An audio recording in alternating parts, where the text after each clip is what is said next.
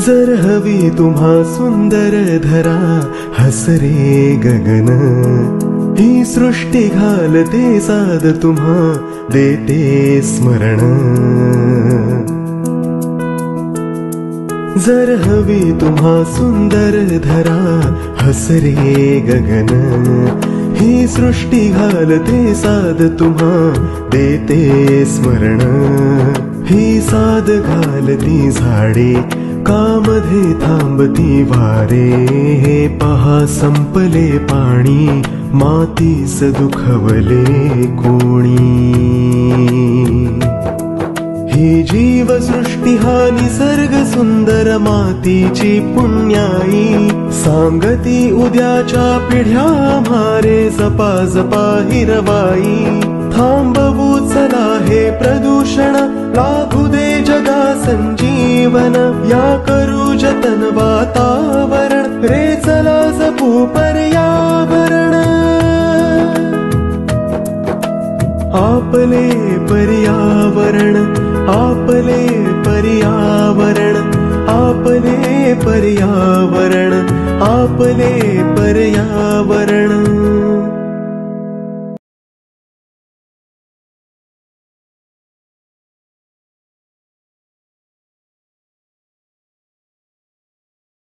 नमस्कार मंडळी, मी सुरभी वालावलकर ठोसर पुन्हा एकदा तुम्हा सर्वांचं ऑनलाईन खुली पर्यावरण शाळेच्या 22व्या भागामध्ये खूप खूप स्वागत करते। ऑनलाईन पर्यावरण शाळा हा उपक्रम पर्यावरण दक्षता मंडळ आणि ठाणे महानगरपालिका यांच्या संयुक्त विद्यमाने आयोजित करण्यात आला आहे।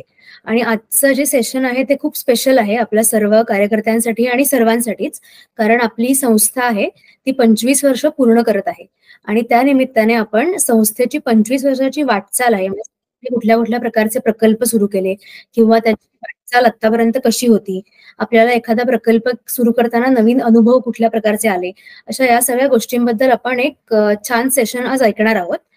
आजच्या सेशनचं टायटल आहे पर्यावरण दक्षता मंडळाची वाटचाल। पर्यावरण दक्षता मंडळाचा हा जो प्रवास आहे 25 वर्षांचा, तो आपण आजच्या सेशन मधून पाहणार आहोत। आजच्या सेशनसाठी आपल्यासोबत उपस्थित आहेत पर्यावरण दक्षता मंडळाच्या अध्यक्ष डॉक्टर मानसी जोशी। तर मी मॅडमचा थोडक्यात परिचय करून देते आणि मग पुढे आपण सेशनला सुरुवात करू शकतो। त्यांनी arboreal flora of Thane municipal corporation area या विषयामध्ये PhD केलेली आहे। त्यानंतर ते आता जसं मी म्हटल्याप्रमाणे पर्यावरण दक्षता मंडळाच्या अध्यक्ष आणि पर्यावरण शाळा हा जो आपला प्रकल्प आहे त्याच्या फाउंडर देखील आहेत। त्यांना वनस्पती झाडे या विषयामध्ये त्यांचं एक्सपर्टीज आहे आणि आपला पर्यावरण दक्षता मंडळाचा देवराई जो प्रकल्प होता टिटवाळ्यामध्ये, आपण ते जे एक फॉरेस्ट वाढवलं आहे त्या प्रकल्पाच्या त्या प्रकल्पामध्ये त्यांनी एक्सपर्ट म्हणून देखील काम केलं आणि त्यांनी अनेक स्टुडंट्सना होमी भाभासाठी गाईड केलेलं आहे आतापर्यंत आणि त्यांना बरेच अवॉर्ड सुद्धा मिळालेले आहेत या विषयामधले। त्यांनी अनेक म्हणजे मॅनग्रूव्ह या विषयामध्ये किंवा वनस्पती किंवा ट्री कन्झर्वेशन, मॅनग्रूव्ह कन्झर्वेशन या विषयामध्ये देखील अनेक सेशन सुद्धा घेतलेले आहेत आणि त्यांना ठाणे गौरव पुरस्काराने सन्मानित करण्यात आलं होतं 2017 मध्ये आणि ती पुरस्काराने 2020 मध्ये सन्मानित करण्यात आलं आहे। तर मी आता फार वेळ न घेता डॉक्टर मानसी जोशी यांना विनंती करते की आपल्या आजच्या सेशनला सुरुवात करावी। धन्यवाद सुरभी। पर्यावरण दक्षता मंडळाची वाटचाल आजचा विषय आहे आणि खुल्या पर्यावरण शाळेच्या या सत्रामध्ये आपल्या सर्वांचं स्वागत आहे। पर्यावरण दक्षता मंडळात रौप्य महोत्सवी पूर्ती वर्ष आहे आणि या निमित्ताने या पर्यावरण दक्षता मंडळाने जे जे उपक्रम केलेले आहेत त्या सगळ्या उपक्रमांची माहिती घेण्याचा प्रयत्न या सत्रातून मी करू इच्छिते। आता कुठलीही संस्था असेल तर ती 25 वर्ष चालवणं ही सोपी गोष्ट नाहीये। पर्यावरण हे जरी 5 अक्षरी शब्द असेल तरी त्याची व्याप्ती एवढी आहे की या सगळ्याचा जे घटक आहेत, पर्यावरणातले निसर्गातले घटक आहेत, त्याचं जतन करणं, संवर्धन करणं, त्या निमित्ताने त्या घटकांविषयी जागृती करणं, हे सगळे आपले मिशन्स आहेत आणि या निमित्ताने पर्यावरण दक्षता मंडळाने घेतलेले हे जे कष्ट आहेत ह्याची थोडंफार मी उपक्रमांच्या बाबतीमध्ये सांगण्याचा मी प्रयत्न करत आहे। काय होतं की आपल्याला समस्या समोर दिसत असतात आणि ह्या समस्या आपल्याला दिसत असताना सुद्धा चर्चा खूप होते या समस्यांवरती, पण प्रत्येक वेळेला तोडगा काढला जातोच असं काही नाहीये. आणि त्यामुळे असं मला वाटतं की सर्वसामान्य नागरिक जे आहेत तर ते चर्चा खूप छान संवाद साधू शकतात या सगळ्या गोष्टींवरती. पण जे दक्ष नागरिक आहेत तर ते ह्या समस्यांचं नक्की काय कारण आहे, ही समस्या नक्की कोणती आहे आणि ह्या समस्यांचं निराकरण आपण कशा पद्धतीने करू शकतो, अशी समविचारी मन एकत्र येऊन त्यांनी ही पर्यावरण दक्षता मंडळ ही संस्था स्थापन केली. वर्ष होतं 1999. आणि ह्या 1999 ह्याच्यामध्ये सुरू झालेली ही जी वाटचाल आहे ती आता 2024 मध्ये 25 वर्ष पूर्ण होत आहेत. तर ह्याच्यामध्ये नक्की काय काय उद्देश होते, कशा पद्धतीने आपण सुरू केलं, तर त्याचं असं कुठल्याही पद्धतीचे जे आपल्याला एखादी गोष्ट पटवून द्यायची असेल, सांगायची असेल, तर त्यासाठीच जे आपलं वय असतं तर ते विद्यार्थी दशा जी असते ही खूप जडणघडणीची जी वय असतं तर त्या वयामध्ये जर पर्यावरणाचे संस्कार घडले, जसं आपण इतर संस्कार करत असतो मुलांवरती, तर त्या पद्धतीचं समजा जर पर्यावरणाचे संस्कार घडले तर नक्कीच ही मुलं पर्यावरणाच्या बाबतीमध्ये खूप त्यांचा कल हा वाढलेला असेल आणि त्या बाबतीमध्ये नक्कीच जागृत नागरिक म्हणून ते मोठे होऊ शकतात. तर त्या उद्देशानेच आपण पर्यावरण शिक्षणाचा एक अभ्यासक्रम आपण बनवला. गोष्ट अशी होती की 2001 ते 2003 या वेळामध्ये जो अतिशय महत्वाचा विषय आहे पर्यावरण, तर हा पाठ्यपुस्तकामधून वगळण्यात आला होता. त्यामुळे हा जो वर्ग आहे, आपला विद्यार्थी वर्ग आहे किंवा पालक वर्ग आहे किंवा जनमानस आहे, हा निसर्गापासून लांब जातोय का, ह्याची थोडीशी भीती आपल्याला त्यावेळेला वाटत होती. आणि म्हणून आपण काय केलं की निसर्गाचे जे विविध घटक आहेत, निसर्गामधले जे आणखीन अजैविक घटक, जैविक घटक, या सगळ्यांचा एक सविस्तर आपण असं सुरू केला. आणि कोणता वयोगट ह्याच्यासाठी जो मोल्डिंग एज ज्याला आपण म्हणतो, तर ह्या मोल्डिंग एज कुठला असू शकतो, तर साधारणतः 6वी ते 8वीचे विद्यार्थी यांच्यासाठी म्हणून हा एक कोर्स किंवा एक अभ्यासक्रम आपण डिझाईन केला. आता आपण अभ्यासक्रम तर डिझाईन केला, पण ह्या शाळेला येणार कोण असा विषय होता. कारण आपण ही जी शाळा सुरू केली ती ठाणे म्हणजे शहरामध्ये आपण ही शाळा सुरू केली आहे. त्यामुळे प्रत्येक शाळेमध्ये जवळजवळ आपण फिरत होतो आणि ज्यांना या पर्यावरण या विषयामध्ये ज्या विद्यार्थ्यांना रुची आहे त्या विद्यार्थ्यांना म्हणून आपण ही शाळा ही सुरू केली. सांगायला अतिशय मला आनंद होतो की पहिल्या वर्षीच आपल्याला 42 विद्यार्थ्यांचा सहभाग या पर्यावरण शाळेमध्ये मिळाला. आणि मग पर्यावरण शाळेमध्ये जेव्हा सगळ्यांनी इथे नाव नोंदणी केली त्यावेळेला त्यांचा एकच प्रश्न होता की या शाळेचं स्वरूप काय असेल, जशी इतर शाळा असते तशीच ही शाळा असेल का. तर तसं आपलं स्वरूप नव्हतं. वर्गामध्ये घेण्याचे सेशन्स आणि भटकंतीचे सेशन्स असे आपण 2 वेगवेगळे उपक्रम त्याच्यामध्ये जोडले होते. तर वर्गामध्ये आपण काय घेत होतो, तर वर्गामध्ये जी व्याख्यान होती पर्यावरणावरती आधारित ती आपण घेत होतो आणि शिवाय विविध प्रकारच्या कार्यशाळा ह्या आपण वर्गामध्ये घेत होतो. आणि त्याचबरोबर आपण दर रविवारी ही निसर्ग भटकंती, निसर्गाच्या सानिध्यामध्ये वेगवेगळे विषय ला धरून आपण ही भटकंती ही मुलांसाठी आपण घेत होतो. अतिशय उत्तम पद्धतीने हा आपला पहिल्या वर्षाचा रिस्पॉन्स आपल्याला मिळालेला होता. आणि याच वेळेला आपण काय केलं होतं की कसं त्यांच्यामध्ये बदल घडला आहे की नाही ह्याच्याकरता म्हणून आपण एक फीडबॅक फॉर्म त्यांच्या मुलांकडून भरून घेतला होता. ह्याच्यामध्ये जे आपले विषय होते ते सगळे पाणी, जल, ऊर्जा हे असेच सगळे विषय होते आणि ह्याच्यावरती आधारितच आपण तो फीडबॅक फॉर्म हा तयार केला होता. आणि मला सांगायला इथेही आनंद होत आहे की जे फीडबॅक फॉर्म्स आपल्याकडे आले तर त्याच्यामध्ये पालकांनी विशेषतः आपल्याला येऊन सांगितलं की खरोखरच 1 वर्षानंतर आमच्या पाल्यामध्ये बदल हा झालेला आहे. खोलीतून येताना तो दिवा पंखा बंद करून येतो, सकाळच्या वेळेला मुद्दामून लाईट लावून न बसता दार खिडक्या उघड्या टाकून तो अभ्यास करायला बसतो. ही जे वळण लागणं आहे किंवा हा जो बदल आहे, सकारात्मक बदल आहे, तर हा आपल्याला अनुभवायला हा मिळाला. पर्यावरण शाळेची 2 वर्ष ही आपली व्यवस्थित गेली आणि पाठ्यपुस्तकामध्ये परत पर्यावरण हा विषय समाविष्ट करण्यात आला. पाठ्यपुस्तकामध्ये जेव्हा समाविष्ट करण्यात आला तेव्हा शिक्षकांना हा प्रश्न होता की नक्की आपल्याला विद्यार्थ्यांना काय शिकवायचं आहे, आणि यासाठी म्हणून जवळजवळ 72 शिक्षक आपल्याकडे अप्रोच झाले आणि विचारणा करण्यात आली की नक्की आम्हाला काय शिकवायचंय, ह्याची जर आपण कार्यशाळा घेतलीत तर आम्हाला त्याचा नक्कीच फायदा होईल. तर शिक्षकांसाठी म्हणून आपण अभ्यासक्रम एक ठरवला आणि 3 दिवसाचा अभ्यास वर्ग हा आपण शिक्षकांसाठी घेतला. 72 शिक्षक या सगळ्या वर्गामध्ये सहभागी झाले होते. त्यांच्यासाठी पण हाच उपक्रम आपण केला की वर्गामध्ये शिकवायचे विषय कुठले, खेळांद्वारे आपण पर्यावरण कसं शिकवू शकतो आणि भटकंतीद्वारे विविध विषयांना कसं आपण आपलंसं करू शकतो, निसर्गामध्ये जाऊन कसं मुलांना ते आपण दाखवू शकतो. प्रत्यक्षदर्शी त्यानंतर त्याच्यामध्ये नक्कीच फरक हा पडतो. ह्याच्यानंतर असं झालं की जेव्हा शिक्षकांना आता आपण ट्रेनिंग दिलं, मुलांची तर ऑलरेडी आपण शाळा घेतलीच होती, त्यानंतर असा विषय झाला की पालक, ज्या मुलांचे पालक आपल्याकडे आले आणि त्यांनी असं आपल्याकडे विचारणा केली की आम्हालाही पर्यावरण हा विषय शिकायला आवडेल, आणि तेव्हापासून आपण असं ठरवलं की खुला वयोगट ह्या करता आपण पर्यावरण शाळा ही सुरू करायची. आणि मग तेव्हापासून साधारणतः 2007 पासून आपण खुली पर्यावरण शाळा ही सुरू केली. हे सगळं झालं की शहरी जीवनशैलीमध्ये अनुकूल पर्यावरण ह्या बाबतीमधले हे सगळे विषय झाले. जसं पर्यावरणाच्या समस्या या शहरी भागामध्ये जास्त असतात तशा त्या ग्रामीण भागामध्ये सुद्धा आहेत.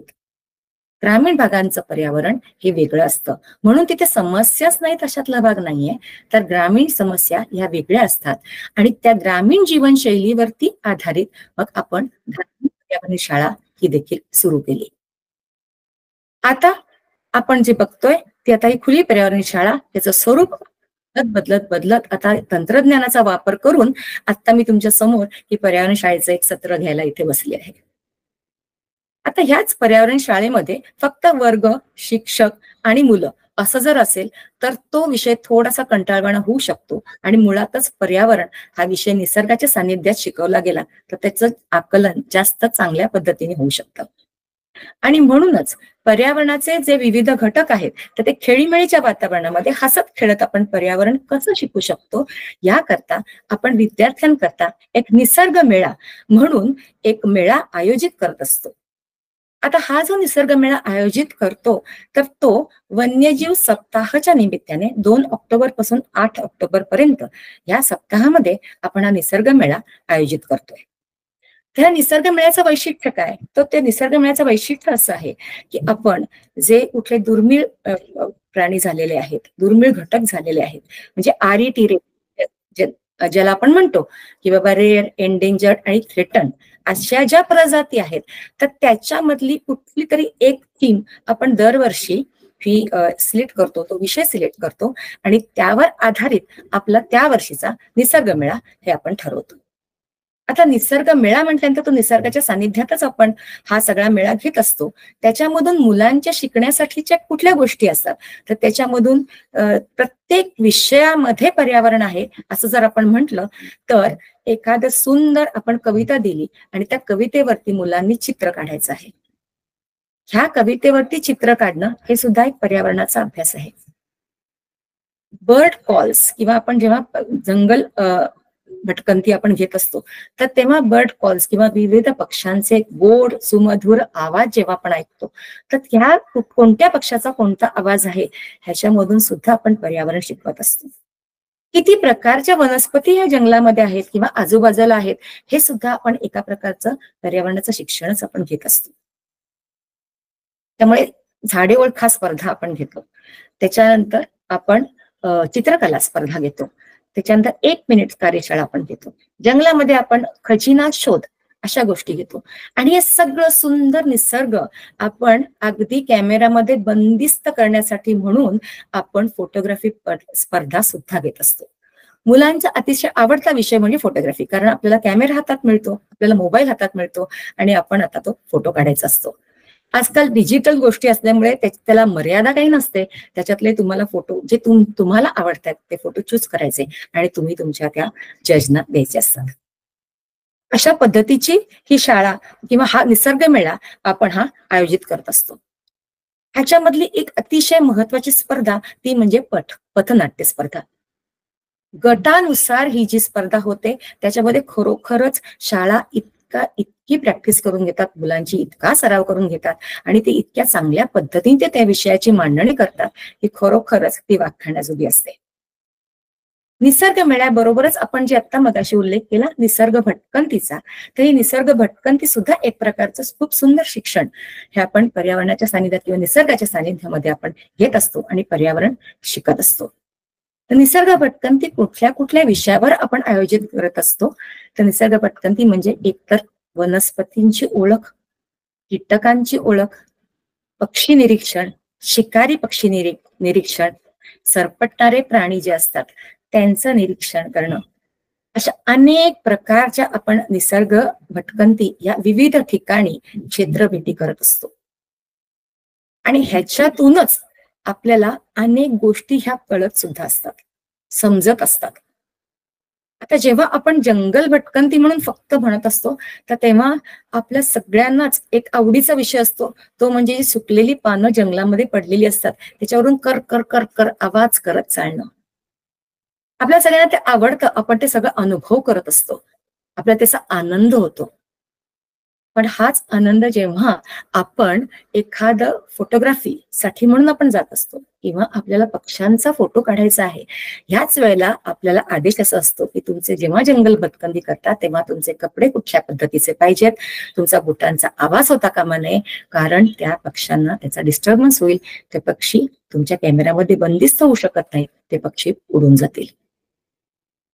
अशा सगळ्या गोष्टी आपण ह्या सगळ्या निसर्ग भटकंती, निसर्ग मेळा, पर्यावरण शाळा ह्या सगळ्यामधून शिकत असतो आणि आपल्या व्यक्तिमत्वामध्ये सुद्धा आपला बदल हा घडत असतो. आता ह्याच भटकंतीचा एक विशेष भाग म्हणजे आम्ही मध्यंतरी असं केलं होतं की प्रत्येक ऋतूमध्ये त्या वनस्पतींची निरीक्षण करणं. Thane is blessed with Yeoor jungle असं आपण म्हणायला हरकत नाही, आणि तिथे एक सुंदर अशी ती जागा आहे की जिथे प्रत्येक ऋतूमध्ये झाडं ही त्यांची वस्त्र बदलत असतात. प्रत्येक ऋतूमध्ये त्यांचा फोटोग्राफ हा वेगवेगळा येत असतो. खरोखरच अगदी अभ्यासाचा विषय हा असू शकतो. आणि ह्याच धर्तीवरती म्हणजे जसं आता आपण असं म्हणतो की बाबा चैत्र महिन्यामध्ये झाडांना नवीन पालवी फुटते, नवीन पालवी सुंदर असं एक काय म्हणतात आपण नवीन जन्म, असा पुनर्जन्म त्या झाडाचा होत असतो आणि त्याची वाढ ही जोमानी होत असते. जशी दरवर्षी ही निसर्गामध्ये क्रिया होत असते, त्यामुळे झाड वाढत असतं, त्या झाड वाढल्यानंतर ते नवीन पानांचं नंतर मेच्युअर पानामध्ये रूपांतर होत असतं. मेच्युअर पानं नंतर गळतात, परत झाडं सगळी बोडकी होतात आणि बोडकी झाल्यानंतर परत त्याला नवीन पालवी येते. हे जसं पूर्ण एक चक्र आहे, ऋतुचक्र आहे असं म्हणायला आपल्याला हरकत नाही. तसेच आपले सण हे सुद्धा एक नव्या जोमाने आपण प्रत्येक वर्षी हे साजरं करत असतो. आपले सगळे सण हे पर्यावरण पूरक आहेत आणि याच निमित्ताने आपण सण आणि पर्यावरण असा विषय घेऊन जनजागृती अभियान हे मुलांमध्ये किंवा अगदी जनसामान्यामध्ये सुद्धा हे करत असतो. का आपल्याला हे सगळं सण आणि पर्यावरण हा विषय जनजागृती आपल्याला का करावीशी वाटते? कारण मध्यंतरीच्या काळात खूपच विकृत स्वरूप आपल्याला या सगळ्या सणांचं बघायला मिळालं होतं आणि त्यामुळे असा आपला प्रयत्न चालू आहे की प्रत्येक सण जेव्हा आपण म्हणतो की तो पर्यावरण पूरक आहे, तर कुठलाही सण हा पर्यावरणाला हानी न पोचवता आपण जर साजरा केला तर तो एक सुखद अनुभव असा आहे आणि त्याचा आनंद हा द्विगुणित होऊ शकतो. त्यामुळे जागृती करताना आपण सगळे आपले जे सण असतात, वटपौर्णिमेसारखा सण असतो, वृक्षबंधन आपण करतो म्हणजे वृक्षांची तर माहिती देतोच, पण संवर्धनासाठी आपण जी राखी बांधतो तर ती आपण झाडांना राखी बांधतो. झाडांना राखी बांधल्यानंतरच आपलं त्याच्याप्रती एक प्रेम उत्पन्न होतं आणि ते झाड आपण ज्याला राखी बांधलेली आहे ते झाड आपल्याला वाचवायचं आहे, त्याचं आपल्याला संवर्धन करायचं आहे, हा संदेश आपण या मुलांपर्यंत हा पोचवत असतो.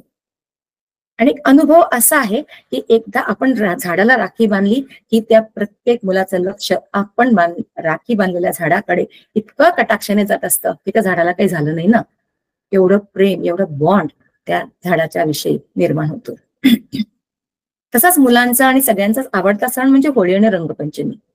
या बाबतीमध्ये सुद्धा आपण होळी कशी पेटवावी किंवा कुठल्या पद्धतीने आपण हा होळीचा सण साजरा करायचा, आणि रंगपंचमी सुद्धा आपण रासायनिक रंग न वापरता अगदी पर्यावरणपूरक पद्धतीने निसर्ग घटकांपासूनच, फुलांपासून, पानांपासून बनवलेले रंग वापरून आपण कशी रंगपंचमी साजरी करू शकतो याबद्दलचं मार्गदर्शन देखील आपण पालवी या अभियानातून करत असतो.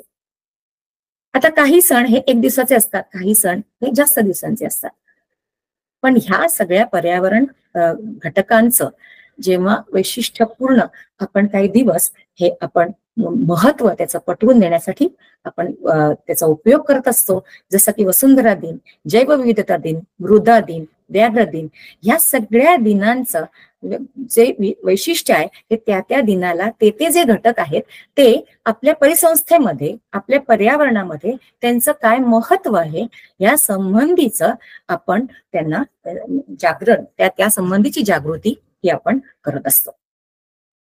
असं हे सगळे आपण पालवी या संबंधामध्ये आपण करत असतो. तर जसं आपण पालवी हा म्हणत असतो, तर पालवीचं रूपांतर नेहमी हिरव्या पानांमध्ये होत असतं आणि हिरवा रंग हा खूप सुखद असा असतो. ह्या सगळ्याचं आपण जेव्हा मार्गदर्शन घेत असतो तर कुठेही आपल्याला लिखित स्वरूपामध्ये समजा जर काही हवं असेल तर ते आपल्याकडे आपलं पर्यावरण ह्या एक सदर आपण मासिक जे आहे तर त्याचं लिखित स्वरूपामध्ये द्वैभाषिक मासिक हे आपल्याकडे आपण छापील स्वरूपामध्ये आपल्याकडे उपलब्ध आहे. आणि त्या पर्यावरणाच्या अंकामध्ये इतके विविध विषय आपण हाताळत असतो, तर हे मासिक हे एक आपल्याकडे एक सुंदर ठेवा त्याचा घरोघरी असायला पाहिजे. आणि या निमित्ताने घरोघरी पर्यावरणाचं शिक्षण असं आपण त्याचं वाक्य, ब्रीदवाक्य आपण म्हटलेलं आहे. आणि हे आपलं पर्यावरणाचं मासिक, एक मासिक इथे या स्लाइड मध्ये दाखवलेलं आहे. असं दर महिन्याला आपला हा अंक हा निघत असतो. याच अंकाबरोबर आपलं पर्यावरण लघुचित्रपट महोत्सव हा देखील आपण जागृती करण्याच्या दृष्टीनेच आपण हा महोत्सव घेत असतो. MPCB बरोबर आपण हा लघुपट चित्रपट महोत्सव हा करत असतो. शाळांचे अनेक विद्यार्थी या चित्रपट महोत्सवासाठी येत असतात. तिथे सुद्धा आपण लघुचित्रपट स्पर्धा ही आयोजित करत असतो. त्याचा सुद्धा आपल्याला खूप सुंदर असा रिस्पॉन्स आपल्याला मिळालेला आहे. खाली आपण चित्रामध्ये बघत आहोत की इतक्या संख्येने आपल्याकडे मुलं हे चित्रपट बघण्यासाठी आणि त्याचा आनंद लुटण्यासाठी, त्याच्याबद्दलचं प्रेम आणि त्याच्याबद्दलचं शिक्षण घेण्यासाठी, कारण लघुचित्रपट असा माध्यम आहे जेणेकरून आपल्याला त्या विषयाचं किंवा पर्यावरणाच्या विषयाचं आकलन हे पटकन होऊ शकतं. त्यानंतरचा आपला जो विषय आहे तो वसुंधरा, आपली पूर्ण पृथ्वी वसुंधरा ह्याबद्दलची सगळी जर आपल्याला माहिती घ्यायची असेल तर वसुंधरा माहिती केंद्र आपल्याला उजव्या बाजूला दिसत आहे की एक कप्पा आहे आणि त्याच्यामध्ये बरीच पुस्तकं या स्लाइड मध्ये आपल्याला ठेवलेली दिसत आहेत. तर वसुंधरा माहिती केंद्र ह्याच्यामध्ये संपूर्ण पर्यावरणावरची जे आधारित जी पुस्तकं आहेत, नियतकालिक आहेत, रिसर्च पेपर्स आहेत, मॅगझिन्स आहेत, वेगवेगळ्या पर्यावरण ऑर्गनायझेशन्सची जी माहिती आहे तर या सगळ्यांची जी मासिकं निघालेली आहेत ती सगळी आपल्याला इथे माहितीसाठी उपलब्ध आहेत. तसंच आपल्यामध्ये जर विद्यार्थ्यांना, महाविद्यालयीन विद्यार्थी किंवा शालेय विद्यार्थ्यांना एक प्रत्येक वेळेला शाळेत एक उपक्रम असतो किंवा कॉलेजमध्ये एक उपक्रम असतो की पर्यावरणाच्या संबंधामध्ये आपल्याला एक प्रोजेक्ट करायचं किंवा रिसर्च प्रोजेक्ट हे आपल्याला करायचं आहे. तर त्याबद्दलचं जी माहिती आहे किंवा त्याबद्दलचं जे मार्गदर्शन आहे तर ते सुद्धा पर्यावरण दक्षता मंडळ हे वेळोवेळी करत असतं. आणि खरोखरच आपले असे सगळे हे जे उपक्रम आहेत हे आपलं पर्यावरण जपण्यासाठी म्हणूनच हे सगळे उपक्रम हे चालू आहेत. तर मला असं वाटतं की सगळ्यांनी या गोष्टीचा लाभ हा आपण घ्यायला पाहिजे. तर निसर्ग वाचवणं, निसर्गाचं संवर्धन करणं हेच आपलं खरं तर उद्दिष्ट आहे. आणि ह्या निसर्गाचं संवर्धन करण्यासाठी आपला एक वेगळा ग्रुप इथे येतोय, तो म्हणजे ग्रीन्स हा एक ग्रुप आपण इथे येतोय. तर ह्या ग्रीन्सच्या मध्ये आपण काय काय विषय घेतो ह्याच्यामध्ये आहे नंदनवन सुंदर घरगुती बाग स्पर्धा, green lovers club, green living consultancy, green career courses आणि ग्रीन शॉपिंग. जेव्हा आपण नंदनवन म्हणतो, तर जसं आपण मगाशी म्हटलं की भटकंतीसाठी आपण अगदी दूर निसर्गाच्या सानिध्यात आपण वेगवेगळ्या ठिकाणी आपण ही भटकंती आयोजित करत असतो. कधी कधी असं होतं की आपल्याला प्रत्येकच वेळेला निसर्गामध्ये जाणं किंवा निसर्गाच्या सानिध्यात जाणं, जंगलामध्ये भटकंती करणं हे आपल्याला शक्य होत नाही. पण जर आपण निसर्गच आपल्या घरी फुलवला तर किती सुंदर. आपलं घर तर सुशोभित होतच, शिवाय एक हिरवा रंग आपल्याला एक सुखद असा अनुभव देऊन जातो, डोळ्यालाही छान असं वाटतं या हिरव्या रंगामुळे. आणि असं एक मनात विचार आला पर्यावरण दक्षता मंडळाच्या की जे कोणी हा निसर्ग घरात फुलवतायत त्यांच्या घरातली जी सकारात्मक ऊर्जा आहे ही नक्कीच जास्त आहे आणि घरातले ऑक्सिजन लेवल सुद्धा नक्कीच जास्त असणार, कारण झाडं हे एकमेव असं मशीन आहे की जे ऑक्सिजन किंवा प्राणवायू निर्माण करतं. तर हे सगळी जी पर्यावरण प्रेमी आहेत, जे निसर्ग घरात फुलवत आहेत, का नाही त्यांच्या पाठीवर कौतुकाची थाप मारावी. आणि म्हणून या दृष्टिकोनातून आपण नंदनवन सुंदर घरगुती बाग स्पर्धा या स्पर्धेचं गेली 18 वर्ष सातत्याने आपण आयोजन करतोय. आता हे घरगुती बाग स्पर्धेचं आयोजन कशा पद्धतीने करतो की ज्यांच्याकडे सुंदर सुंदर बागा आहेत, तर सुंदर बागा म्हणजे काय की बाबा घरासभोवतालची बाग असेल, ग्रिल गार्डन्स असेल. आपण आता सोसायटीमध्ये राहत असतो तर आपल्याकडे एवढी जागा नसेल, पण जी काय तुम्ही ग्रिल मध्ये उपलब्ध जागा आहे त्याच्यामध्ये तुम्ही जर बाग फुलवली असेल, किंवा आपल्याकडे गच्ची तर आहे, गच्चीवरती पत्रे टाकायच्या ऐवजी समजा जर आपण सुंदर बाग फुलवली असेल, नक्कीच त्याच्याने थंडावा हा निर्माण होतो. कॉर्पोरेट सेक्टर्स आहेत, ऑफिसेस आहेत, सोसायटी आहेत, ह्याच्यामध्ये त्यांच्या विशिष्ट अशा बागा असतात. या सगळ्या बागांचं आपण परीक्षण करतो. काहींकडे अशा बागा नसतील, पण त्यांच्याकडे वैशिष्ट्यपूर्ण अशी एक प्रत्येकाची एक आवड असते आणि त्या दृष्टिकोनातून जर त्यांनी बागा फुलवल्या असतील, जसं की बोन्साय हा विशिष्ट एक वेगळा विषय आहे. हँगिंग बास्केट्स, खूप परड्या आहेत त्यांच्याकडे आणि सुंदर सुंदर त्याचे हँगिंग्स, खूप छान वेली आहेत. किंवा किचन गार्डन आहे, ताज्या भाज्या आपल्याला त्याच्यातून मिळत आहेत. फक्त झाडांमध्ये फुल झाडं किंवा फक्त कुंड्यांमध्ये फळ झाडं अशी वैशिष्ट्यपूर्ण जर बागा असतील तर त्याचा सुद्धा या सगळ्या बागांचा या नंदनवन सुंदर बाग स्पर्धेमध्ये समावेश होत असतो. तर ही जी स्पर्धा आहे, तर ही स्पर्धा आपण जे जजेस नेमलेले असतात तर ते घरोघरी जाऊन ह्याचं परीक्षण करत असतात.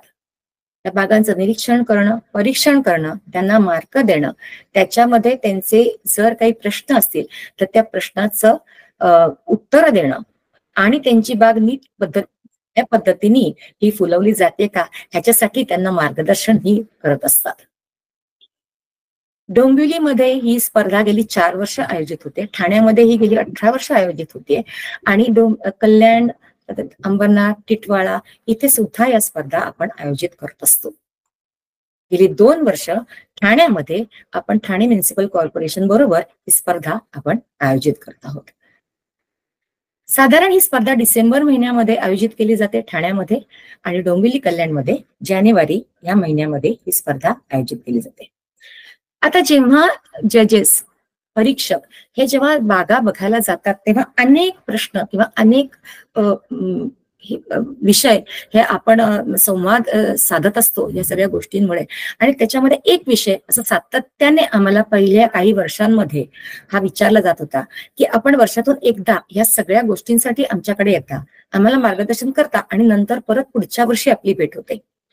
त्यापेक्षा ह्या संबंधामध्ये की झाडं कशी लावावी, त्याची काळजी कशी घ्यावी, आमची बाग कशी सुंदर फुलवावी ह्याबद्दल जर आपण मार्गदर्शन केलं तर आम्हाला जास्त त्याचा उपयोग होऊ शकतो. आणि ह्याच हे विषय घेऊन आपण ग्रीन लव्हर्स क्लब हा जी स्थापना आपण 2014 साली केली.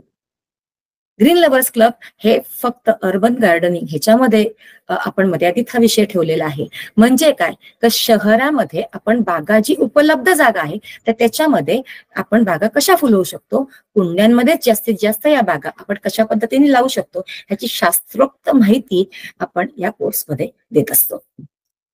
गेली 10 वर्ष हा कोर्स आपण 1 वर्षाचा आपण चालवला. दर दुसऱ्या शनिवारी, महिन्याच्या दुसऱ्या शनिवारी त्याचे लेक्चर्स होत होती. ह्याच्यामधूनच आपण नर्सरी व्हिजिट्स पण आपण करत होतो. आता गेली 5 वर्ष डोंबिवलीमध्ये सुद्धा हा कोर्स अशा पद्धतीचा सुरू झालेला आहे. या वर्षी मात्र आपण ह्या कोर्सचं स्वरूप थोडंसं बदललेलं आहे आणि तो कोर्स आता 22 जून 2024 पासून सुरू झाला. एकच सत्र आतापर्यंत त्याचं झालेलं आहे आणि 28 डिसेंबर 2024 पर्यंतचा असा 6 महिन्याचा कॉम्पॅक्ट कोर्स आपण इथे केलेला आहे. दर दुसऱ्या आणि चौथ्या शनिवारी, दर महिन्याच्या दुसऱ्या आणि शनिवारी आपण ठाणे आणि डोंबिवली इथे ग्रीन लव्हर्स चा अभ्यासक्रम आपण घेत आहोत. ह्याच्यामध्ये सुद्धा आपण नर्सरी व्हिजिट ही करणार आहोत.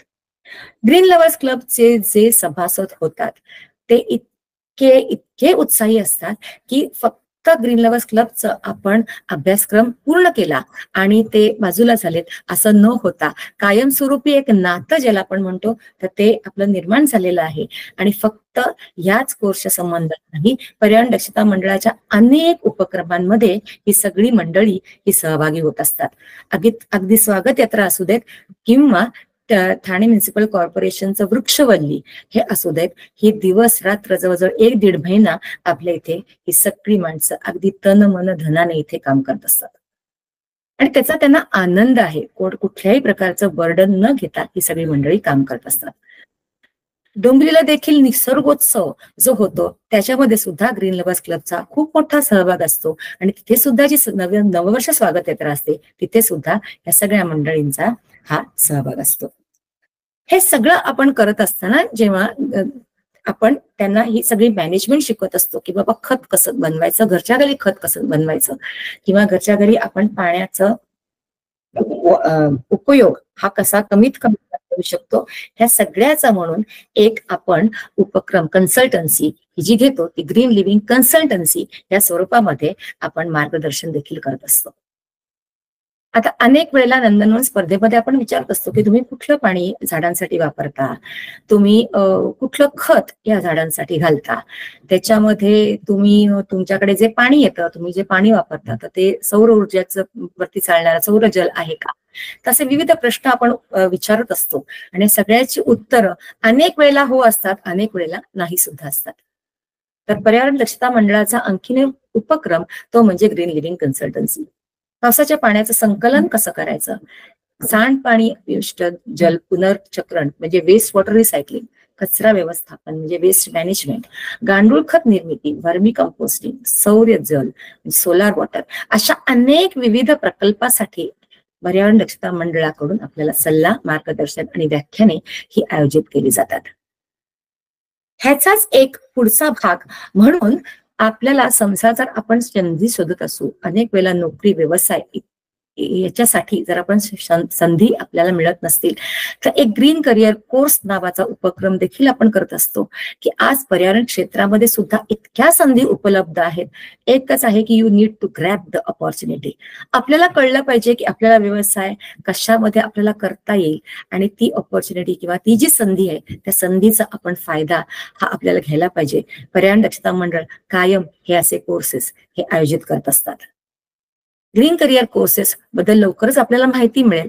आपण त्या कोर्ससाठी ज्यांना आवड आहे, ज्यांना रुची आहे तर ते ह्याच्यामध्ये नक्कीच रजिस्टर हे करू शकतात. पुढचा आपला भाग असा आहे की आपण हे सगळं अगदी पर्यावरणपूरक जीवनशैली आत्मसात करण्याचा आपण पुरेपूर प्रयत्न हा करतच असतो. विषय असा येतो की आत्ताच आपण बघितलं की अनेक सण आपल्याकडे कायमस्वरूपी असतात. आता चातुर्मास सुरू झाल्यानंतर सण असतात आपल्याकडे. तेव्हा खूप वेळेला असं असतं की एखादा कार्यक्रम असेल किंवा सण असेल तर आपल्याला भेटवस्तू देण्याची वेळ असते किंवा आपल्याकडे सुद्धा ज्या वस्तू वापरल्या जातात ते सुद्धा आपण पर्यावरणपूरक वस्तू आपण वापरतो का, ह्याचं सुद्धा एकदा आत्मपरीक्षण करणं हे आपल्याला गरजेचं आहे. आपण फक्त पर्यावरणासाठी काम करतो म्हटल्यानंतर ह्या सगळ्या गोष्टी त्याच्यामध्ये आल्या पाहिजेत असा एक विचार आपल्या मनामध्ये येतो. आपण फक्त दुसऱ्यांना न सांगता आपण स्वतःही ह्या गोष्टी आत्मसात करायला हव्यात. त्यामुळे पर्यावरण पूरक वस्तू ज्या आहेत तर तिथे अनेक वेळेला प्रश्न आपल्याला येतात की मग या वस्तू मिळणार कुठे. तर ह्या वस्तू मिळण्याचं ठिकाण म्हणजे ग्रीन शॉपिंग. आता ही जी ग्रीन शॉपी आहे, ही ग्रीन शॉपी आपल्याला दादोजी कोंडदेव स्टेडियम ठाण्यामध्ये जे आहे तिथे 15 नंबरचा गाळा आहे. तिथे आपल्याला या सगळ्या प्रकारच्या वस्तू आपल्याला इथे उपलब्ध आहेत. पर्यावरणपूरक वस्तू म्हटलं तर सगळ्या ज्या नैसर्गिक वस्तू आहेत त्याच्यापासूनच बनवलेल्या वस्तू, जसं की कागद आहे, गवत आहे, लाकूड आहे, माती काम आहे किंवा कापड, यापासून बनवलेला अनेक वस्तूंचं भांडार आहे तिथे. आपल्याला चित्रामध्ये सुद्धा दिसत आहे, विविध प्रकारचे आपल्याला वस्तू या खालच्या चित्रामध्ये आपल्याला दिसत आहेत. त्याच्यानंतरचा जो विषय मुख्य येतो की ती सुद्धा स्वच्छता उत्पादने. अनेक वेळेला आपल्याला अनेक जाहिराती ह्या आपण टीव्हीवरती किंवा अनेक मीडियामध्ये आपण बघत असतो आणि आपण त्या जाहिरातींच्या इतक्या आहारी जातो की त्याचं आपल्या शरीरावरती किती नुकसान आपण करत असतो हे आपल्याला त्याची कल्पना येत नाही. पण आपल्याकडे त्यालाच पर्याय म्हणून पर्यावरणास अनुकूल अशी स्वच्छता उत्पादने सुद्धा या ग्रीन शॉपीमध्ये उपलब्ध आहेत. ह्याच्यामध्ये ग्रीन शॉपीची जी उत्पादन आहेत या ग्रामीण वनवासी बांधवांना एक आर्थिक मदत म्हणून सुद्धा पर्यावरण दक्षता मंडळ हे कार्य एक प्रकारचं हे करते आहे. उजव्या बाजूला खाली आपल्याला ग्रीन शॉपीची गाडी दिसत असेल. ही गाडी आपण ठाण्यामध्ये ठिकठिकाणी आपण ही लावत असतो. ह्याच्यामध्ये आपल्याला ज्या सगळ्या पर्यावरण पूरक गोष्टी आहेत, या वस्तू आहेत, या तिथे त्या गाडीमध्ये उपलब्ध होऊ शकतात. हे जे सगळं ह्या वस्तू आहेत ह्या आपण नक्कीच या ग्रीन शॉपीचा आपण फायदा किंवा उपयोग करून घ्यावा. ह्याचा पुढचा विषय म्हणजे खूपच अगदी भयंकर महत्वाचा आहे की आपण अगदी पर्यावरणपूरक इतर सगळ्या गोष्टी आपण नीट पद्धतीने अगदी त्या आत्मसात करू, सगळं करू. एकच आहे ते म्हणजे जल, ज्याच्यावरती पूर्ण सृष्टी ही अवलंबून आहे. पावसाचं पाणीच जर पडलं नाही तर आज पृथ्वीची काय अवस्था होईल, हे सगळं किती चित्र हे विदारक असेल हे आपल्याला त्याची कल्पना येऊ शकते. Thane is blessed with creek, जसं मी म्हटलं की Thane is blessed with Yeoor forest, तसंच Thane is blessed with creek. आणि प्रत्येकच जलस्रोत हा किती महत्वाचा आहे हे आपण शालेय जीवनापासून हे आपण शिकत आलेलो आहोत.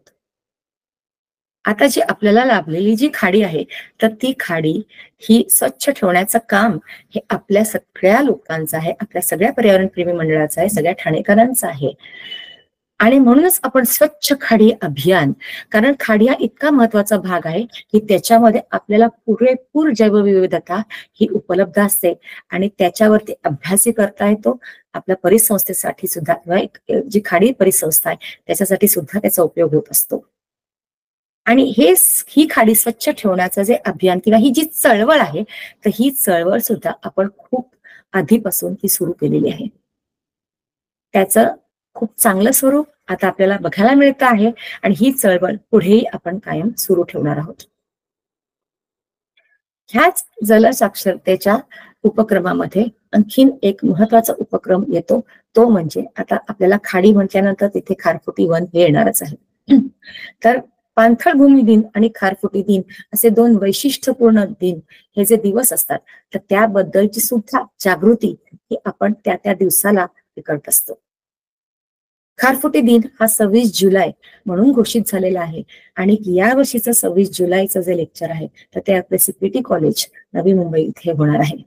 त्याची माहिती लवकरच आपण उपलब्ध करून देऊ आणि पाणथळ भूमी दिन आपण 2 फेब्रुवारीच्या निमित्ताने आपण हा साजरा आपण म्हणणार नाही त्याला, पण ह्या भूमीचा पण वैशिष्ट्यपूर्ण दिवस म्हणून त्याचं महत्व पटवून देत असतो. ह्या दिवशी आपण परिषद घेत असतो आणि आता मला सांगायला इथे अतिशय आनंद आहे की ही जी पाणथळ भूमी दिन परिषद किंवा वेटलँड्स डे कॉन्फरन्स आपण ज्याला म्हणतो तर ही 25 वर्षाची कॉन्फरन्स आता या वर्षी आपण 2 फेब्रुवारी 2025 रोजी मुंबई विद्यापीठामध्ये आपण ही तो दिवस इथे घेणार आहोत. ही परिषद तिथे आपली होणार आहे. ह्याच दरम्यान आपण खारफुटीची लागवड ही आपण करत असतो. खारफुटीवरती आधारित व्याख्यानं आपण करत असतो. खारफुटीच्या वनांमध्ये आपली भटकंती ही आपण आयोजित करत असतो. एक हा अभ्यासक्रम असाच म्हणून जर खारफुटी आपण विषय बघितला तर तो किती व्यापक विषय आहे या सगळ्याचा आपल्याला निश्चितच आपल्याला कळेल. त्यानंतरचा जलसाक्षरतामध्ये आपण जो विषय आत्ताच नव्याने इंट्रोड्यूस केलेला आहे तर तो म्हणजे माझा तलाव. प्रत्येक तलावाची सुद्धा एक वेगळी अशी परिसंस्था आहे. आणि आता हा जो माझा तलाव हा विषय आहे, तर ठाणे हे तलावांचं शहर म्हणून आपण जे म्हणत असतो, तर त्या सगळ्या तलावांच्या संवर्धनासाठी म्हणून जे आपण सुशोभीकरण त्या अनुषंगाने होणं आवश्यक आहे. आणि ह्या करता म्हणून पर्यावरण दक्षता मंडळाने हे पाऊल उचललं आहे. जवळजवळ 15 शाळांनी 15 तलाव हे दत्तक घेतलेले आहेत आणि त्यासाठी हे 15 तलाव स्वच्छ संवर्धनासाठी प्रयत्न हे चालू आहेत. तर जसं आपण म्हटलं की हे सगळे विषय आपल्या शहरापुरते मर्यादित न राहता ग्रामीण पर्यावरण शिक्षण, आपण जसं ग्रामीण पर्यावरण शाळेबद्दलची माहिती घेतली, तर तसंच आपण हे जी पर्यावरण दक्षता मंडळाची जी व्याप्ती आहे तर ती आता डोंबिवली, कल्याण, टिटवाळा, अंबरनाथ, उल्हासनगर इथपर्यंत पोहोचलेली आहे. आणि त्याच्यामधलंच एक अतिशय आपलं छान केंद्र असं मी म्हणेन निसर्गाच्या सानिध्यात, ते म्हणजे निसर्गायण. ह्या निसर्गायण मामणोली ह्या ठिकाणी आहे. आणि ह्याच्यामध्ये काय काय आपल्याला अनुभवायला मिळेल, तर जशी आपण भटकंती छोट्या छोट्या जागी किंवा वेगवेगळ्या ठिकाणी अनुभवत असतो, तर निसर्गायण हे पूर्ण दिवसाचं निसर्गाची अनुभूती घेण्याचं एक केंद्र असं आपण त्याला म्हणू शकतो. निसर्गानुभूतीतून पर्यावरणाचं संवर्धन कसं करता येईल या बाबतीत आपण मार्गदर्शन करत असतो. ग्रामीण जीवन शैली कशी असते ह्याची एक अनुभूती आपण तिथे घेत असतो. मानवाचा निसर्गाशी असलेल्या नात्याचा शोध हे घेणारं केंद्र आपण असं म्हणू शकतो. तिथे निसर्गायण हे 3 एकरवरती पसरलेलं मामली गावामध्ये जे आपलं केंद्र आहे, तर तिथे आपल्या या स्लाइडमध्ये डाव्या बाजूच्या वरच्या भागात आपल्याला दिसेल की तिथे आपण वर्मी कंपोस्टिंग या शेणखत, गांडूळ खत निर्मिती हे आपण तिथे करत असतो. त्याचा खालचा जो जे चित्र आहे, तर त्याच्यामध्ये आपण तिथे एक माशांची पेडिक्युअर असं आपण एक छोटीशी विहीर तिथे बांधलेली आहे आणि हा अनुभव, हा आनंद तिथे घेऊ शकतो. उजव्या बाजूला जे आहे ते मधुमक्षिका पालन या विषयीचं सुद्धा ज्ञान आपण तिथे हे देत असतो, मार्गदर्शन देत असतो. डिस्टिलेशन युनिट आहे, सौर ऊर्जा आहे, जल, वायू ह्या सगळ्याचा अभ्यास आणि संशोधन आपण इथे करत असतो. आणि हे पूर्ण 1-2 दिवसाची सहल आपली होऊ शकते. आणि मुलांना किंवा मोठ्यांना एक फॅमिली म्हणून सुद्धा आपण तिथे, कुटुंब म्हणून सुद्धा आपण तिथे येऊ शकतो आणि या सगळ्या निसर्गाची अनुभूती आपण तिथे घेऊ शकतो. एक सर्वात सुंदर आपण जेव्हा म्हणतो की हे हरित क्षेत्र प्रत्येक वेळेला आपलं वाढायला पाहिजे, 33% हे हरित क्षेत्र कुठल्याही जागेचं असणं आवश्यक आहे. आपण एक देवराई नावाचं इको रिस्टोरेशन प्रोजेक्ट हे आपण केलेलं होतं. आणि ही जी देवराईची जागा होती, तर त्याच्यामध्ये ट्रायपार्टीट अग्रीमेंट मध्ये आपण ही जागा रुंदे गाव जे आहे टिटवाळ्या नजीक, म्हणजे अगदी गणपती मंदिर जे आहे टिटवाळ्याचं, तर त्याच्यापासून एक 15 मिनिटावरती ही रुंदे गाव आहे. तर तिथे आपण जवळजवळ 19 हेक्टर या एरियावरती पण जवळजवळ 24,000 झाडांची लागवड करून वनसंवर्धन हे केलेलं आहे. इको रिस्टोरेशन प्रोजेक्ट आपण ह्याच्याकरता म्हणतोय की फक्त आपण तिथे जशी आपल्याला झाडं पाहिजेत किंवा एक वन डेव्हलप करणं, म्हणजे अफॉरेस्टेशन प्रोजेक्ट आपण नेहमी म्हणतो, वनीकरण प्रकल्प आपण ज्याला म्हणतो, तर आपण तिथे वनीकरण प्रकल्प असं त्याला नाव न देता इको रिस्टोरेशन प्रोजेक्ट असं आपण दिलेलं आहे. आपण तिथे 2-3 स्तर हे वृक्षांचे तिथे लावलेले आहेत. पहिल्या भागामध्ये आपल्याला दिसतात की आपण तिथे खड्डे, कसं ती जागा होती तर तिथे आपण खड्डे खणून जवळजवळ तिथे 24,000 खड्डे आपण खणलेले आहेत आणि लोकसहभागातून हे आपण हे वननिर्मिती ही केलेली आहे. खालच्या चित्रामध्ये आपल्याला दिसेल की नंतरचं जंगल कसं डेव्हलप तिथे झालेलं आहे. 140 प्रजाती ह्या तिथे आपण लावलेल्या आहेत. आता ह्याच्यामध्ये ही जेव्हा आपण लागवड केली तर त्याच्यामध्ये अगोदरचं चित्र आणि नंतरचं चित्र निश्चितच आपल्याला त्याच्यामध्ये फरक हा दिसतो आहे. जशी जशी हिरवाई वाढली तशी तशी तिकडे होणारे जे बदल आहेत, सकारात्मक बदल, हे आपल्याला अनुभवायला मिळालेले आहेत. तिकडची जैवविविधता ही निश्चित स्वरूपामध्ये वाढलेली आहे. त्याच्यानंतर पाण्याचं संवर्धन तिथे झालेलं आहे, मातीचं संवर्धन झालेलं आहे आणि परिसंस्थेचं सुद्धा संवर्धन या सगळ्या प्रकल्पामध्ये झालेलं आहे. जवळजवळ आपल्याकडे 50,000 अधिक लोक या सगळ्या वनराई प्रकल्पामध्ये ही आपल्याकडे समाविष्ट किंवा सहभागी झालेली होती.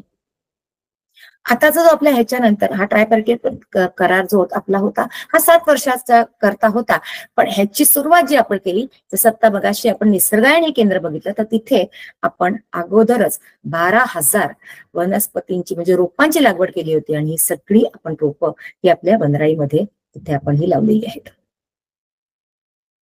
ही आपलं जे देवराई प्रकल्प होता तो आपण 2024 मध्ये वन खात्याला पुन्हा आपण हँडओव्हर केलेला आहे. ह्याच्यानंतरचा जो आपला आहे प्रकल्प सुरू झालेला तो म्हणजे गाव तिथे देवराई. 1 एकर आपल्याला जी उपलब्ध जागा असेल तर तिथे आपण छोट्या छोट्या गावांमध्ये कशी काय देवराई उभी करू शकतो ह्याचं एक मॉडेल आपण तयार करण्याचा प्रयत्न केलेला आहे आणि आतापर्यंत 12 वेगवेगळ्या गावांमध्ये आपण हा वनीकरण प्रकल्प केलेला आहे.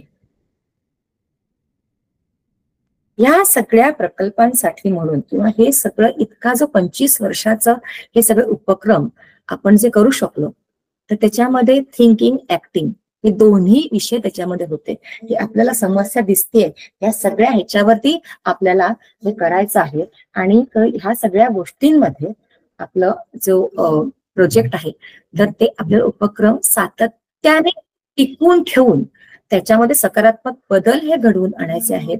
या सगळ्यासाठी म्हणून आपल्याला अनेक सहकार्याचे हात हे इथे सरसावलेले आहेत, पुढे सरसावलेले आहेत. तर हे जे पुढे सरसावलेले हात आहेत ते किती आत्मीयतेचे हात आहेत हे आपल्याला कळतं या सगळ्या गोष्टींमध्ये. आणि तर काही हात जे आहेत तर ते आर्थिक मदतीसाठीचे आहेत, काही हात जे आहेत ते तिथे प्रत्यक्ष काम करण्यासाठी आहेत, काही हात जे आहेत ते आतापर्यंत आपण जे जे उपक्रम केलेले आहेत तर त्याच्या कौतुकाची थाप पाठीवर मारण्यासाठी म्हणूनचे आहेत. आणि अनेक असे हात आहेत की जे आशीर्वादाचे हात आहेत.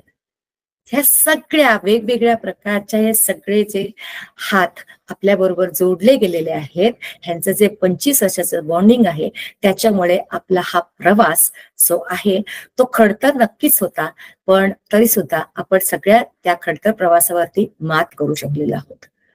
आणि ह्या सगळ्या प्रकल्प आता जे मी इथे वर्णन केले ह्या सगळ्याची आपल्याला विस्तृत माहिती जर हवी असेल तर आपण आता पर्यावरण स्नेह मेळाव्याचं आयोजन केलेलं आहे. रौप्य महोत्सवी वर्षानिमित्त आपण एक पर्यावरण स्नेह मेळा हा 7 जुलै रोजी आपण सहयोग मंदिर ठाणे इथे आयोजित केलेला आहे. वेळ आहे सकाळी 9:30 ते 12:30. ह्याच्यामध्ये प्रत्येक प्रकल्पाची आपल्याला विस्तृत माहिती होईल. सगळे जण जे तिथे येणार आहेत आवर्जून सगळ्यांना आमंत्रण आहे आणि आपल्याला ज्या ज्या उपक्रमामध्ये भाग घ्यायचा असेल, ज्या ज्या उपक्रमामध्ये रुची असेल ह्या सगळ्या उपक्रमामध्ये आपण सहभागी नक्कीच होऊ शकता. पर्यावरण दक्षता मंडळाच्या उपक्रमामध्ये आपण सभासद होण्याचंही भाग्य तिथे आपल्याला लाभणार आहे. त्यामुळे ह्या सगळ्याचं आपण नक्की ह्या पर्यावरण स्नेह मेळाव्यामध्ये सहभागी व्हायचं आहे आणि हा स्नेह मेळावा हा आपल्याला एकदम चांगल्या पद्धतीने हा त्यामुळे ह्या सगळ्यांसाठी आपल्याला पुन्हा एकदा निमंत्रण.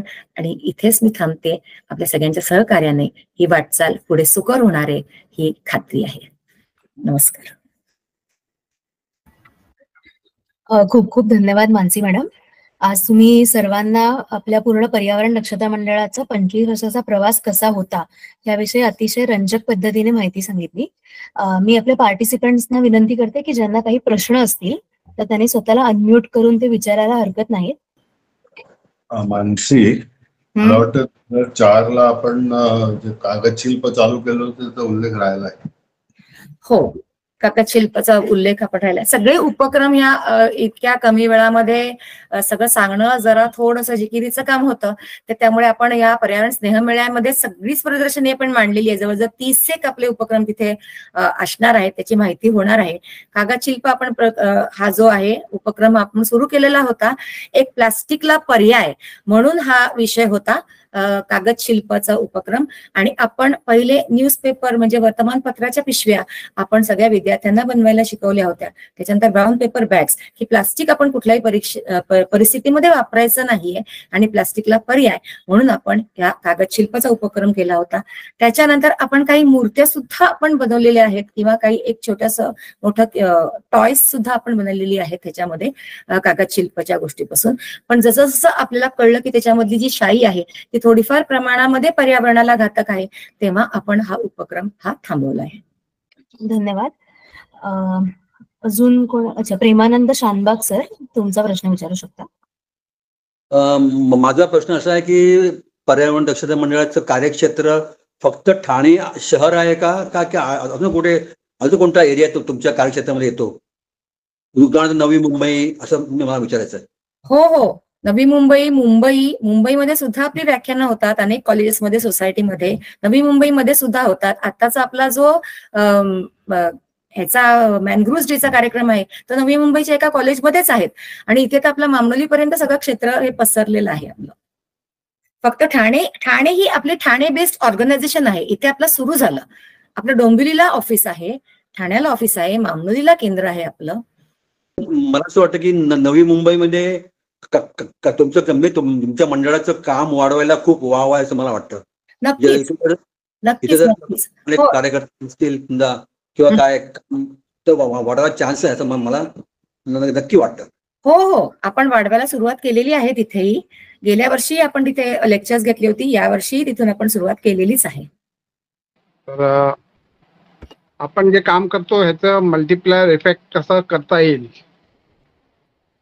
म्हणजे एका शाळेत आम्ही गेलो, 60 मुलं होती आणि 60 मुलांकडनं आम्ही लिहून घेतलं एका कोऱ्या पानावर की आपण आता बाजारात जाता तर कपड्याची पिशवी ठेवली आहे का बरोबर, आणि त्या शाळेचं नाव आणि त्या मुलाचं नाव, आणि हे लिहिलेलं कागद जिकडे जिकडे पॉसिबल आहे ते आम्ही चिटकवतो. त्यामुळे लोक वाचून स्वतःहून तो भाग घेतात.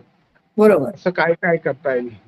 हो, असं आपण करतोच. त्यामुळे आपले जे सगळे शाळांमध्ये आपण जे आता आपण पालवी या उपक्रमाद्वारे जे आपण सगळे विविध दिन हे आपण जे घेत असतो, तर त्याच्यामध्ये पर्यावरणाचं संवर्धन ह्या विषयासाठीच आपण सगळ्यांकडून एक प्लेज म्हणून घेत असतो की आपण पर्यावरण संवर्धन करणार आहोत. किंवा निसर्ग मेळ्याचे जे आपण थीम्स असतो त्याच्यामध्ये सुद्धा आपण हे सगळ्यांकडून वधवून घेत असतो की निसर्गाची हानी होणार नाही ह्याच्याकरता आपल्याला सतत जागृत राहायचं आहे. त्याच्यामध्ये आपण पाण्याचे कार्यक्रम घेतो की आपण पाण्याचा कमीत कमी वापर कसा करू शकतो. ह्याच्यामध्ये प्लास्टिकला पर्याय, आपण प्लास्टिक वापरायचं नाही, टिश्यू पेपर वापरायचा नाही, जास्तीत जास्त झाडं आपल्या घरामध्ये लावायची, जी काय उपलब्ध जागा असेल त्याच्यामध्ये आपण झाडं लावायची. कचरा ही जी गोष्ट आपल्या घरात, सगळ्यांच्याच घरात कचरा निर्मिती होत असते, पण तो जो कचरा आहे तो कचऱ्याचे ढीग होण्यापेक्षा आपल्या शहरामध्ये आणि सगळं प्रदूषण होण्यापेक्षा आपण घरच्या घरी जर कचऱ्याची विल्हेवाट लावली तर ते कचऱ्याची निर्मिती सुद्धा कमी होईल आणि जो आपला भूमीवरचा भार आहे तो सुद्धा कमी होईल. असे अनेक उपक्रम आपण या मार्फत पर्यावरणाचं संवर्धन म्हणून घेत असतो.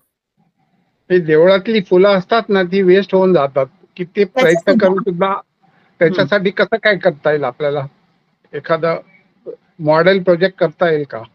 हो, आपण जे कंपोस्टिंग करतो तर तो घरातला म्हणजे घरगुती कचरा व्यवस्थापन हा एक विषय असतो.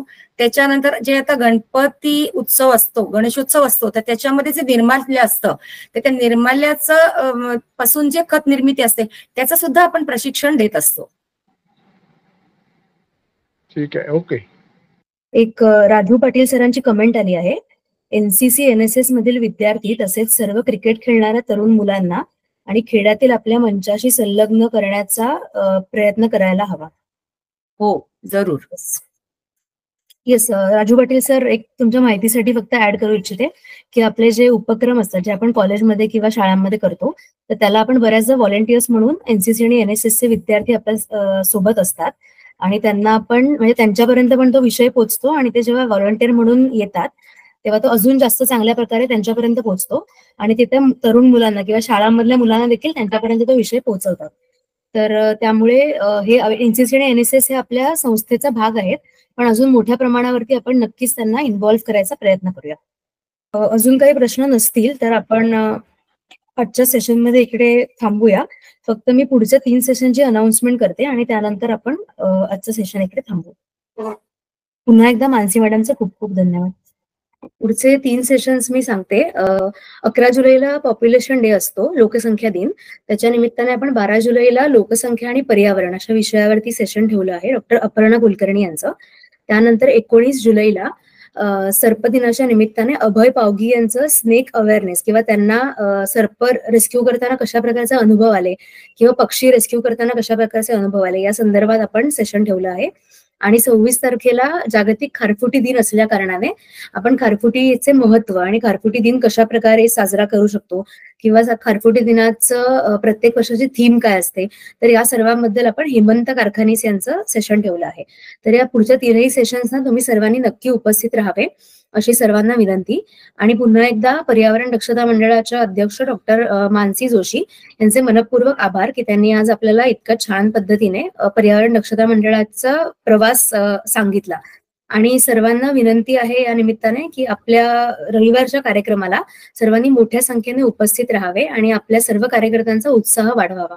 कारण आपली संस्था 25 वर्ष पूर्ण करत आहे आणि ही खूप अत्यानंदाची गोष्ट आहे सर्व कार्यकर्त्यांसाठी आणि सर्वांसाठी. तर तुम्ही सर्वांनी नक्की 7 जुलैला सकाळी 9:30 ते 12:30 ठाण्याच्या घंटाळीमधील सहयोग मंदिर येथे उपस्थित राहावे आणि आपल्या या पर्यावरण स्नेह मेळ्याचा आस्वाद घ्यावा अशी सर्वांना विनंती. पुन्हा एकदा सर्वांना खूप खूप धन्यवाद आजच्या सेशनला उपस्थित राहिल्याबद्दल. आणि आपण आता डायरेक्टली पुढच्या शुक्रवारी भेटूया. तोपर्यंत सर्वांना नमस्कार.